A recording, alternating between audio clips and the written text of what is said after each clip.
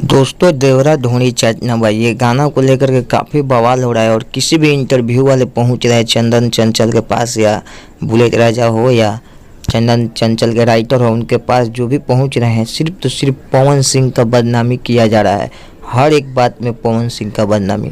तो ये कतई हम लोग जितने भी पवन सिंह के फैंस हैं बर्दाश्त नहीं करेंगे और बार बार बोल रहे हैं कि पवन सिंह ने ऐसा गाया है तो तुम लोग, अरे गाया था, गा नहीं रहा है ना, गाया था। जो बीता हुआ कल था उसको याद मत करो। अब नए भोजपुरी में नया शुरुआत हो रहा है और अश्लील बहुत लोग कम गा रहे हैं, लेकिन आप जो बीच में टंडन चंचल जी गाएँ आप, ये बहुत बड़ा भूल है आपका।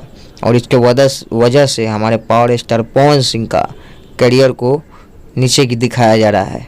तो जितने भी इंटरव्यू वाला भी है वो लोग भी सुधर जाओ। पवन सिंह का बदनामी हम लोग बर्दाश्त नहीं करेंगे। जितने भी पवन सिंह के फैंस है वीडियो को लाइक करिए भाई, चैनल पर नहीं है तो सब्सक्राइब जरूर करिए फटाफट भाई, 100 सब्सक्राइबर पूरा दीजिए। बस यही इंतज़ार है आप लोगों से। मिलते हैं नेक्स्ट वीडियो में।